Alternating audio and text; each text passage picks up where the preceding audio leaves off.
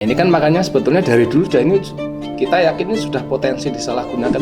Di awal diperbolehkannya vape itu memang murni tidak ada kandungan narkoba. Tidak ada. 3 SMP lah. Oh. 3 SMP, 1 SMP. Sekarang anak SD yang di bawah kantor tuh ada loh. Bagaimana kita bisa membedakan antara ini vape yang sesuai aturan dan yang sudah terkontaminasi oleh narkotika?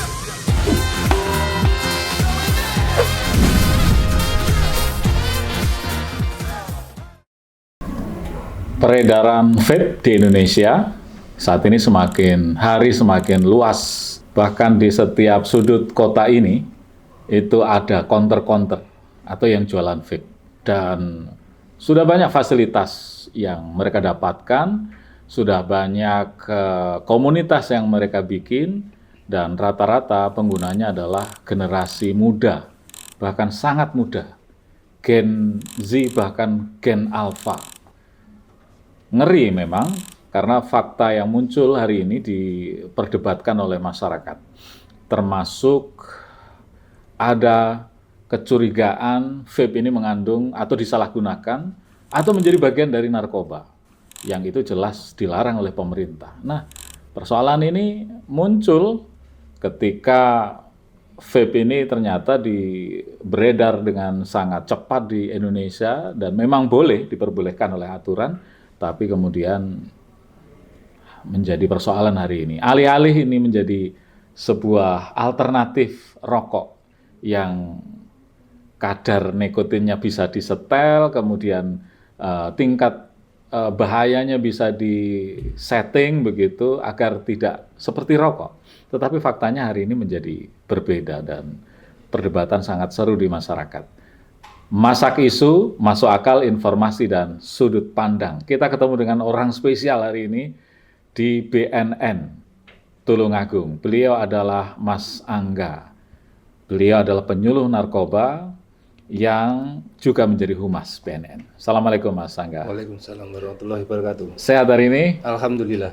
Alhamdulillah sehat.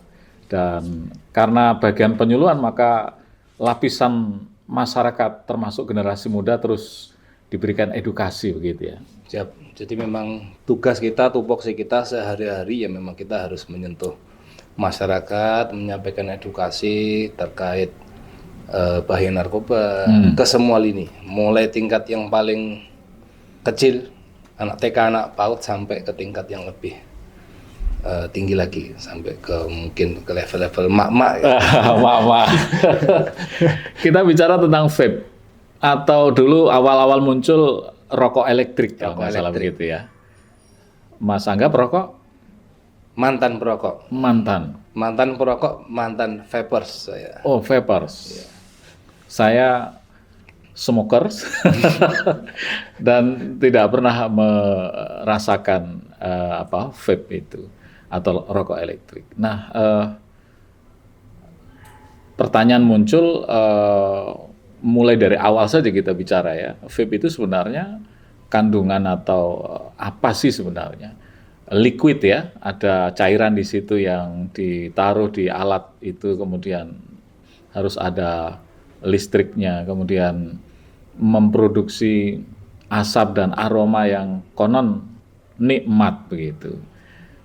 Seperti apa sebenarnya vape itu?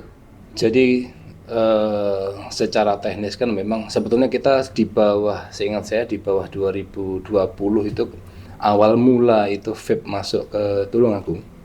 Itu kan kita sempat gandengan lah.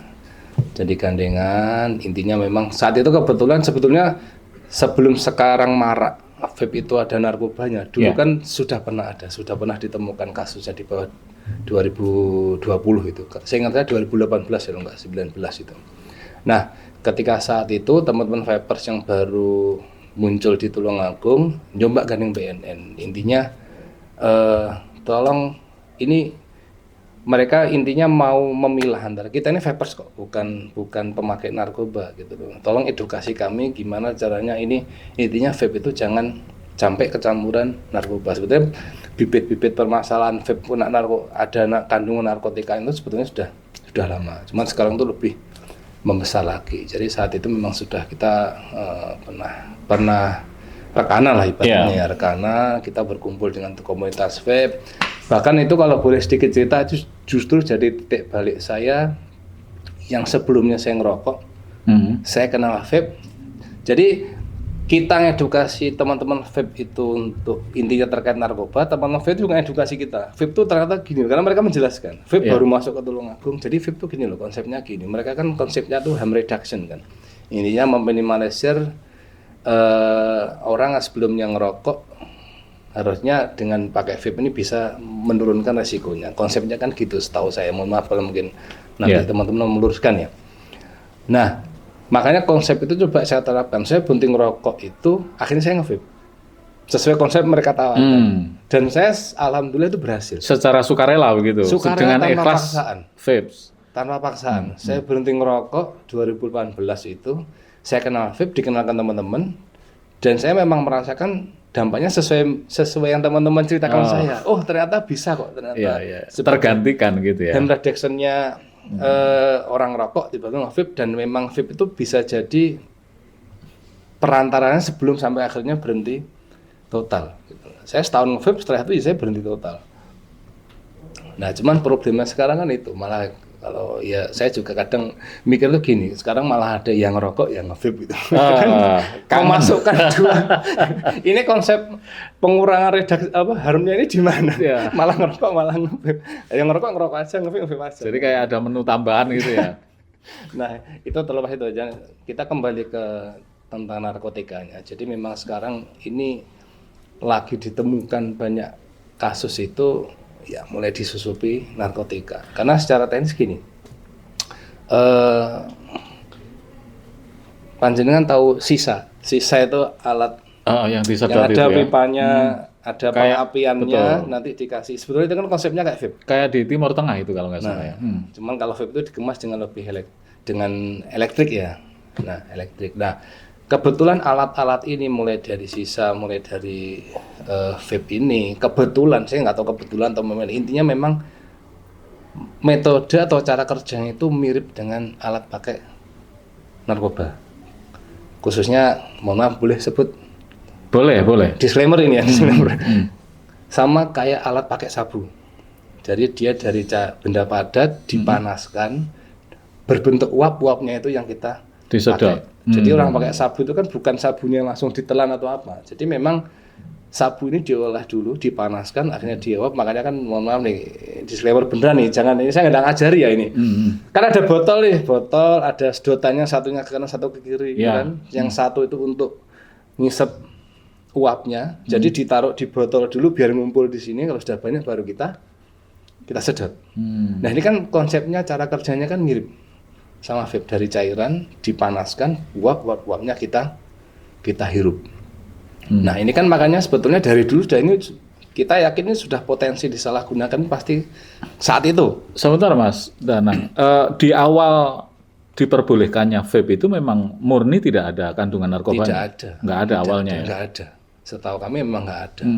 Jadi memang mereka datang itu memang membawa tren baru lah. Iya, itu bahan-bahannya, liquidnya atau cairannya dari kalau apa? Lebih spesifik memang bukan ranah kita ya. Yang jelas ada, kalau nggak salah memang ada cairan perasa, nikotinnya itu sendiri. Cairan perasa ada mungkin flavor, ada mungkin aroma yang bikin. Makanya kan mereka rasanya bisa rasa-rasa macam-macam.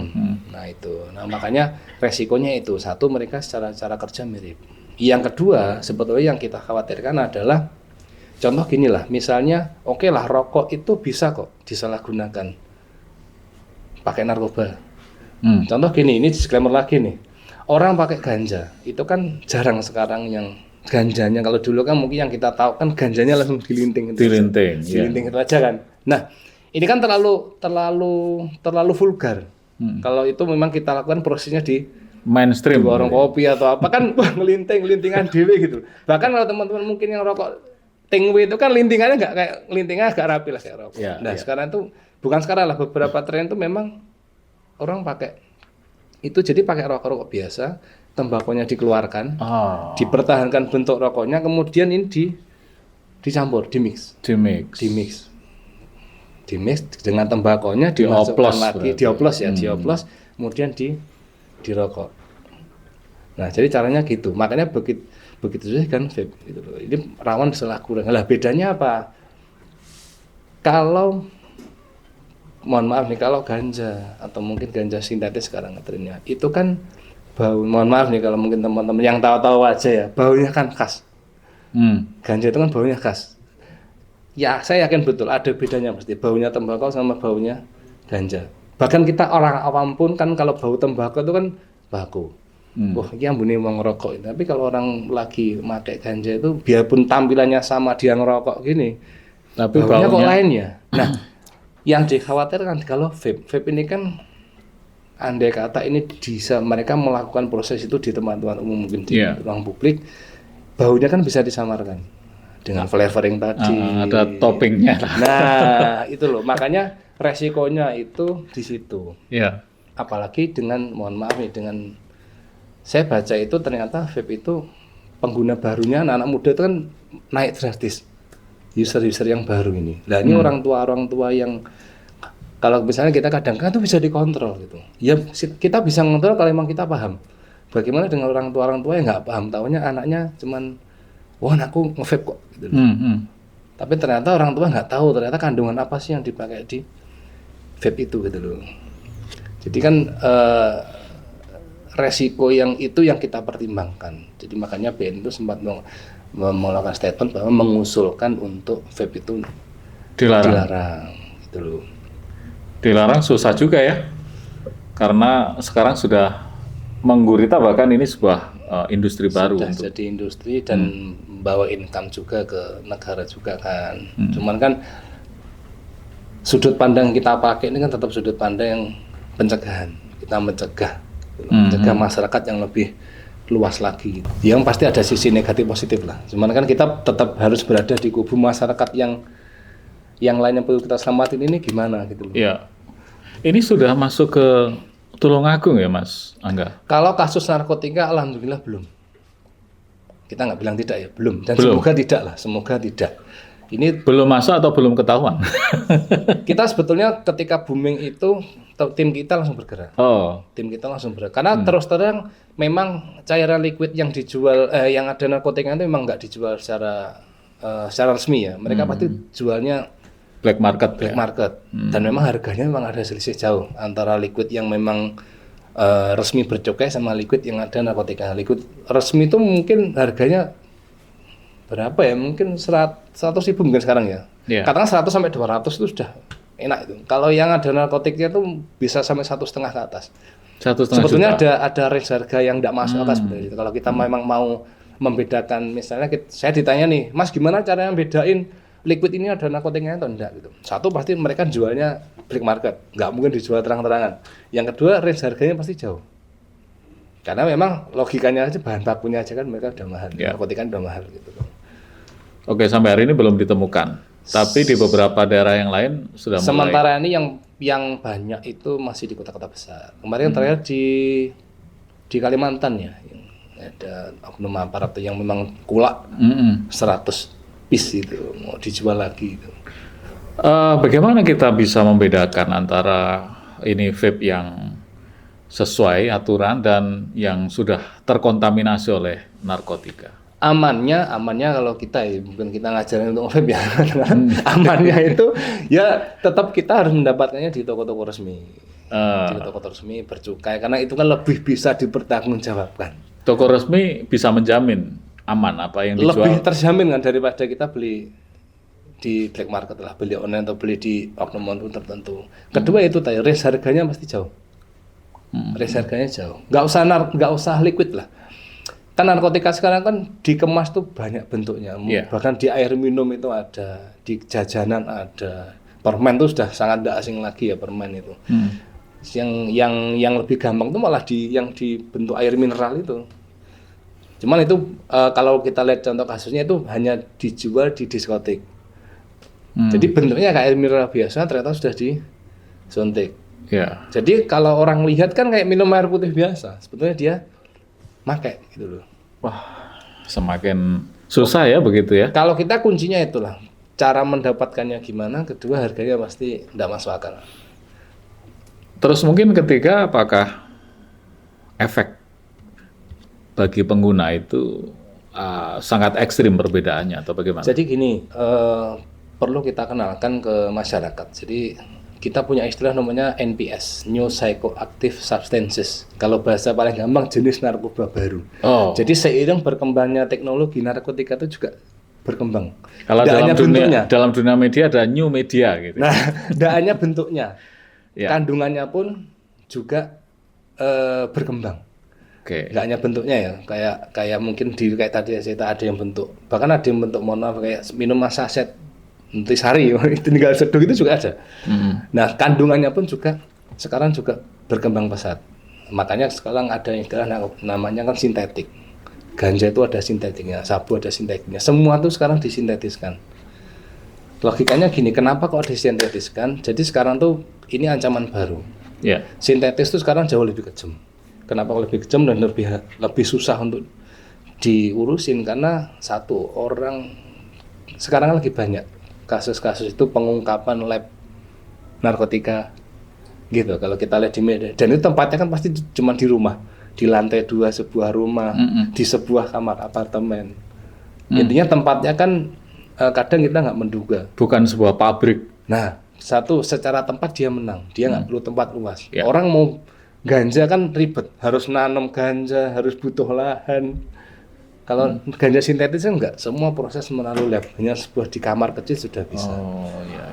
Nah, satu ya, sintetis itu memang fungsinya dia diciptakan mungkin untuk memudahkan prosesnya, nggak ribet. Kemudian untuk menekan harga. Segala sesuatu yang sintetis kan sebetulnya kan ditiru dari aslinya. Dibikin sintetisnya akan menekan harga. Makanya dulu gini lah, dulu orang mau pakai sabu itu kan butuh uang sampai jutaan.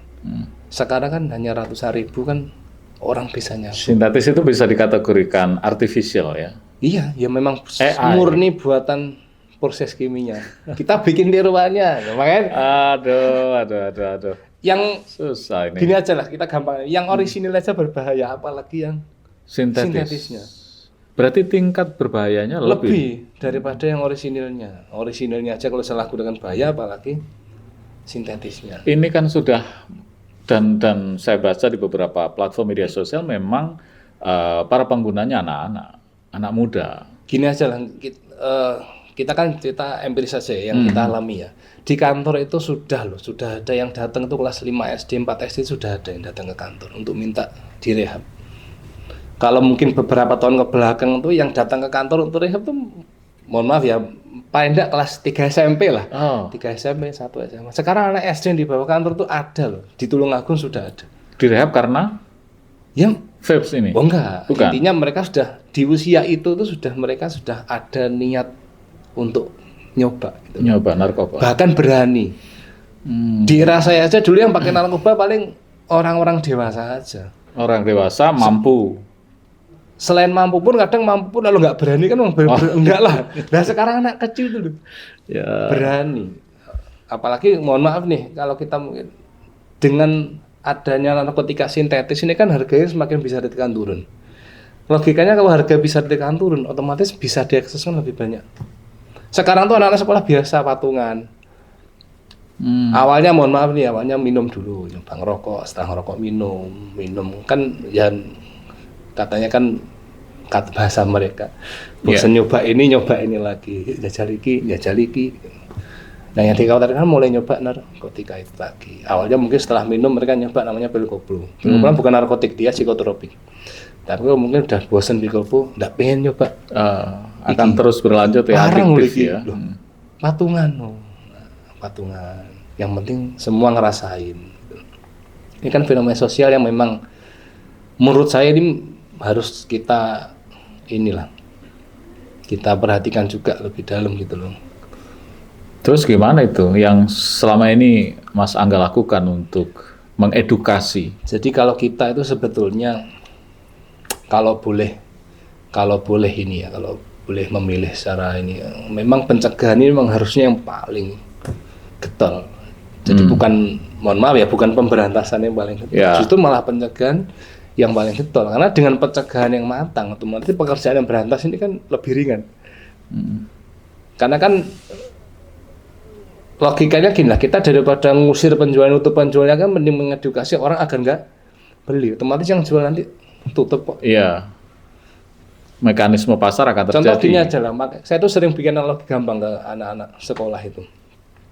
Misalnya sampean punya langganan lah, saya punya langganan pentol enak, yang itu setiap hari buka di depan sekolah sampean. Tahu aturan sekolah pentol itu nggak boleh buka di situ. Tapi sampean kadung cocok. Pentol ini pindah, kira-kira sampean berhenti beli pentol atau nyari penjualnya?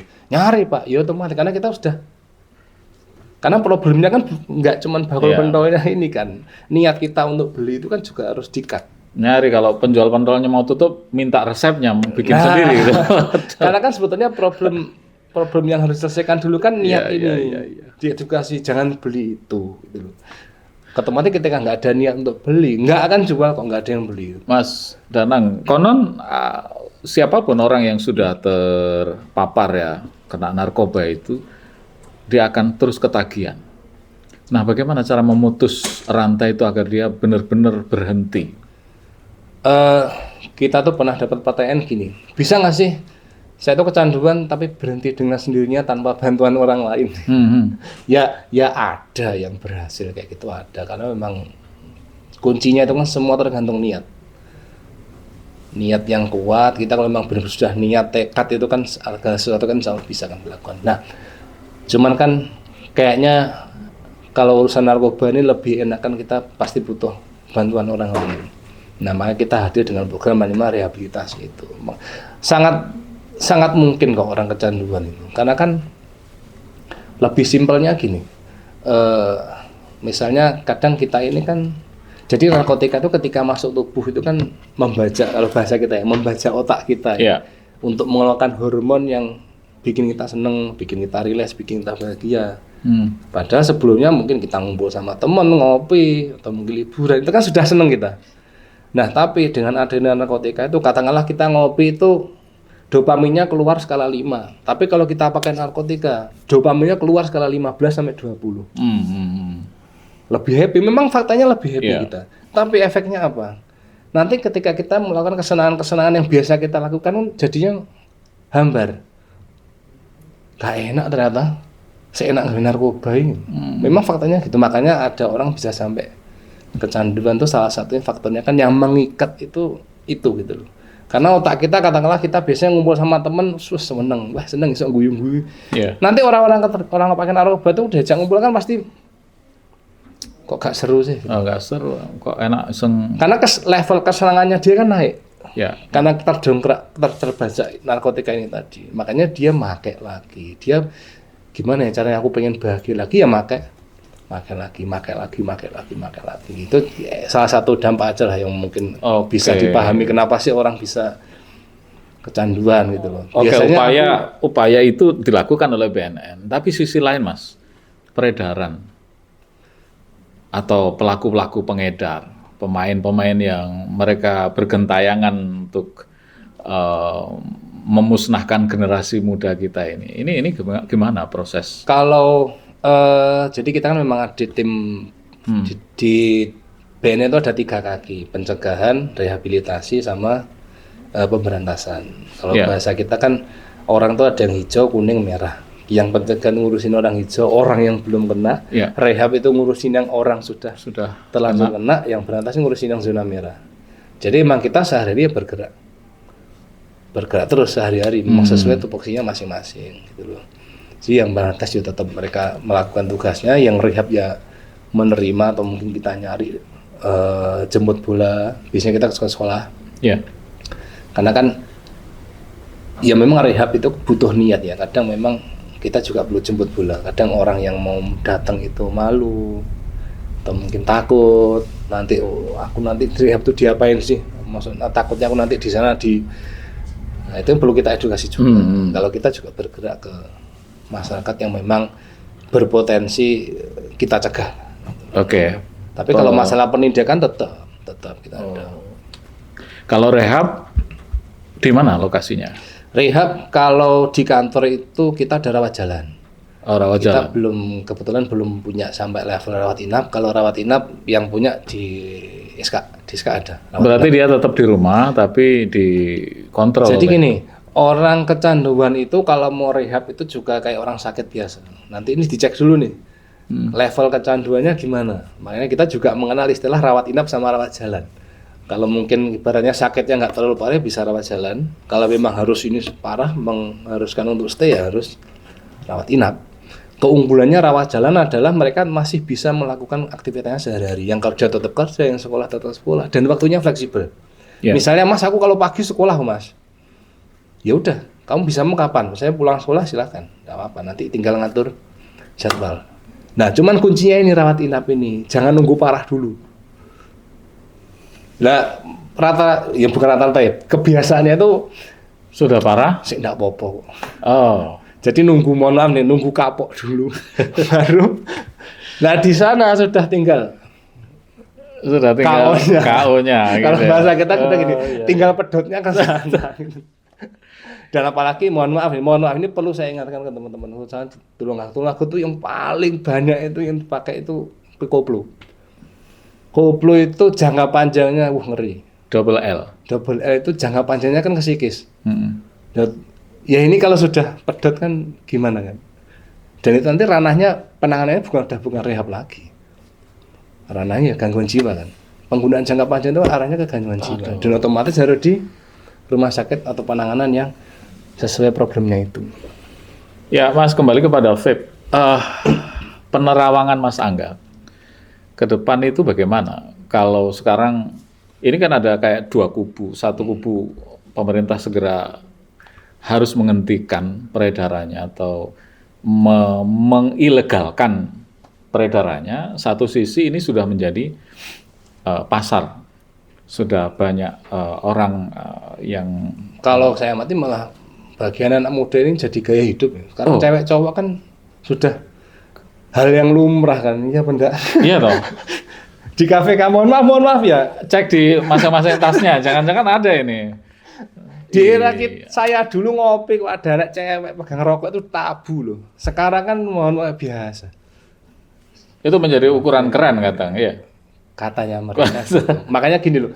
Mereka itu punya istilah namanya FOMO ya kan. Fear of missing out, takut ketinggalan zaman apa. Ya saya tuh kadang ngomongnya gini aja ya. Kalian boleh penasaran, memang usianya kalian kan usia penasaran ya anak sekolah itu. Cuman kan tidak semua rasa penasaran tuh harus kok buktikan dewe gitu loh. Tidak harus dibuktikan sendiri. Memang sesuatu yang sifatnya kalian bisa ngira, wah kayak ini bahaya kok. Ini ngetren tapi kayaknya nggak sehat deh. Ini ngetren tapi kayaknya rugi deh kalau apa. Kan cukup gitu. Yang penting kalian tahu ternyata nggak harus dicoba gitu loh. Makanya kalau balik vape tadi ya, kalau saya amati sekarang cewek cowok di kafe-kafe di apa tuh kayak nge-vape dah bukan hal yang tabu, terang-terangan ya tabu sekarang. Ya. Terlepas itu normanya sekarang mungkin mereka bilang nggak mau apa kan bebas gitu. Cuma kan pasti ada norma yang dirasa itu nggak kayaknya bergeser deh dari dulu sampai sekarang gitu. Jadi kalau kita sih tetap sesuai usulan karena kita kan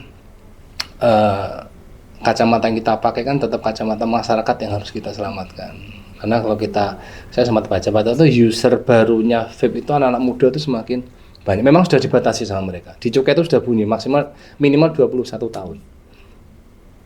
Itu pun banyak yang kecolongan kan. Yeah. Anak-anak SMP mulai nyoba. Karena kan ya itu ya mungkin yang minimal itu maksudnya mereka yang beli harus di atas 21 tahun kalau bunyinya di cukainya. Itu para penjualnya sudah teredukasi untuk sudah. Ini sudah ada labelnya. Oh, sudah ada labelnya. Bahkan di toko-toko vape itu sudah ada kok ini ya, umur yang dicoret itu. Jadi memang nggak boleh masuk. Tapi masih kecolongan juga. Itu pun masih kecolongan gitu loh. Nah, makanya kalau kita mungkin tetap pada usulan kita karena memang yang kita pandang itu kan ini ada masyarakat yang lebih besar yang harus kita selamatkan gitu loh. Makanya kita menganggap itu bisa jadi berpotensi ancaman yang lebih besar di masa depan. Ya. Ancaman yang paling besar apa Mas nanti? Kalau vape ini tidak segera diberikan kebijakan yang tegas. Sebetulnya kita yakin, saya pun secara personal yakin, katakanlah vape ini mungkin jadi memang dilegalkan, para bandar itu pasti nanti mikir trik lain, diwujudkan dengan cara yang lain. Makanya kemarin kan juga sempat ada diskusi gini, oke lah ketika vape diilegalkan, dilarang, apa BNN menjamin gitu loh. Nanti muncul misalnya medianya lain, itu apakah juga harus dilarang? Yo kalau memang dirasa perlu untuk dilarang kan ya dilarang aja, selama itu memang kalau mungkin banyak mudaratnya ya. Jadi kalau ancaman besarnya ya pasti peredaran narkotika ini yang semakin kesini kan semakin masif. Bisa dilihat lah, sekarang kan dulu kan paling ungkap kasus tuh hanya gram, kilo. Sekarang tuh sampai kuintal, sampai ton. Kalau kita lihat di media itu kan pengungkapannya tuh, dan Indonesia tuh sekarang posisinya tuh negara konsumen kita itu. Penduduk banyak, mungkin ditambah FOMO tadi. Indonesia tuh kadang keluar barang baru apa kan gampang beli gitu. Gampang penasaran, gampang beli. Iya, latah ya. Nah, narkotika pun gitu. Narkotika jenis apa baru di negeri tetangga masuk Indonesia ada aja yang beli. Dulu kayak heroin, kokain itu kan nggak pernah ada di Indonesia. Karena pangsa pasarnya bukan di sini. Tapi sekarang sudah mulai ada. Tren baru dari luar masuk, gitu. Dan posisi FYI ya ini, Indonesia itu sekarang posisinya negara konsumen. Jadi kita di posisi konsumtif yang merugikan diri kita sendiri gitu. Iya. Pasar yang sangat potensial berarti. Banget. Kita di Asia Tenggara itu kan penduduk yang paling padat. Berarti peredarannya semakin kencang. Bisa dikatakan seperti itu. Kita posisi negara geografis terbuka lewat laut. Kan 80% peredarannya lewat laut. Sekarang kita negara laut, kita kan negara maritim, lautnya terbuka. Banyak lah secara konsep gitulah. Semakin susah ya kalau begitu ya Mas Angga ya. Itu yang terjadi. Dan kita bersama-sama berharap bahwa ini bukan urusan BNN saja begitu ya. Ini bukan tanggung jawab BNN saja, tapi menjadi tanggung jawab semua. Termasuk teman sebaya, orang tua, kemudian pemangku kebijakan di wilayah masing-masing begitu ya. Saya tuh sering nitip ke orang tua ya, intinya gini, mungkin yang menonton ini ya, Pak, Bu, panjenengan siapapun itu juga harus update gitu loh. Jadi apa yang jadi tren anaknya itu juga orang tua kalau bisa harus update. Saya pun punya anak kecil ya, saya harus tahu apa yang lagi digandrungi anak saya, apa sih yang lagi diminati anak saya. Karena kalau ini terjadi gap, ada sesuatu yang memang anak seneng, orang tua nggak tahu, hanya orang tua cuek, pokoknya anakku seneng gitu kan, ini bahaya. Karena contoh gini, pernah kasus gini, makanya orang tua itu juga harus mulai informasi ya.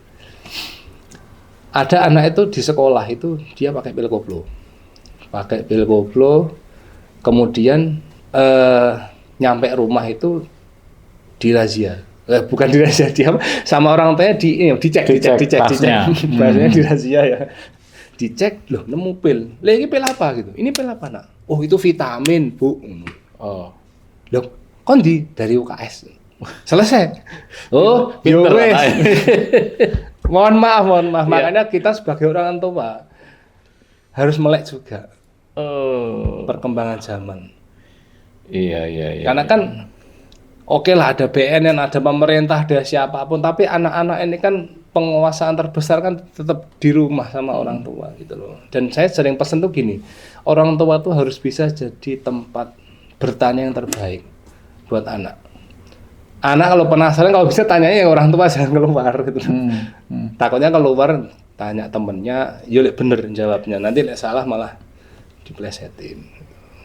Orang tua harus lebih pinter daripada anaknya. Toh orang tua sekarang juga HP semua kan? Iya, kecuali yang enggak. Jadi tetap bisa ngupdate apa sih isu narkoba sekarang yang lagi tren di anak-anak gitu. Minimal jenengan harus tahu lah, minimal tahu. Nggak perlu tahu rasanya, minimal tahu bentuknya. Pernah dibahas sama anak, sekarang lagi ngetren ini, hati-hati ya gitu. Jadi anak juga ada bonding ke orang tua juga. Oh aku dipedulikan kok sama orang tua aku diperhatikan. Ya, itulah yang terjadi. Pesan untuk generasi muda dan masyarakat, Mas Angga. Jangan FOMO. Selain FOMO tuh ada istilahnya namanya YOLO. YOLO itu you only live once, ya kan? Katanya kita itu hidup satu kali. Hanya sekali. Padahal kita itu hidup setiap hari, matinya yang sekali. Ya, gimana? Kita hidup setiap hari loh, matinya yang sekali gitu loh. Jadi silakan teman-teman penasaran boleh silakan. Memang saya pun juga pernah di posisi yang di usia mungkin anak-anak muda sekarang penasaran hal yang baru, mencoba hal baru, ya saya pernah posisi. Cuman kan ya itu tadi, tidak semua rasa penasaran itu harus kita buktikan sendiri. Sekarang enak loh, era informasi itu enak loh. Kita penasaran apa? Kita pengen tahu Menara Eiffel, nggak perlu ke Paris kan, tinggal buka Google, Menara Eiffel bentuknya gini. Kita pengen tahu rasanya ini, tinggal googling dulu. Wah, ratingnya gimana nih, makanannya enak nggak? Kalau enak tak coba, enggak, ya enggak. Intinya kan tidak harus kita coba dulu. Jadi teman-teman, masa muda itu memang indah, tapi waktunya kan nggak banyak. Jadi kalau bisa kita manfaatkan yang asik aja lah, yang enak aja lah. Tapi yang jelas yang juga jangan sampai merugikan diri kita sendiri gitu. Karena teman-teman kan setelah melalui masa muda ini kan harus ada masa mendatang yang harus dihadapi. Yang harus dijemput dengan lapang dada. Lebih jauh lagi nih, Mas. Jauh lagi. Muda itu ya cepet loh. Indonesia emas begitu ya. Ya, terima kasih Mas Angga atas hadirnya di Satu TV hari ini di Masak Isu, masuk akal informasi dan sudut pandang. Terima kasih hadirnya, dan vape ini memang legal di Indonesia karena pemerintah mempertimbangkan beberapa aspek kesehatan, ekonomi apalagi, kemudian hukum dan juga realitas sosial. Kompleks sekali persoalannya. Jadi meskipun dianggap berbahaya, pemerintah hari ini faktanya belum memilih sebagai sebuah pelanggaran total. Maka seperti yang disampaikan Mas Angga tadi, kita mesti hati-hati, kita mesti edukasi anak kita, generasi muda kita, dan kita sebagai orang tua, kalau posisi Anda sebagai orang tua harus melek update. Kalau Anda sebagai anak muda, maka harus berpikir rasional dulu, apa dampaknya. Semoga pertemuan kita hari ini bermanfaat di Masak Isu, Masuk Akal, Informasi dan Sudut Pandang. Kita ketemu lagi di episode yang akan datang.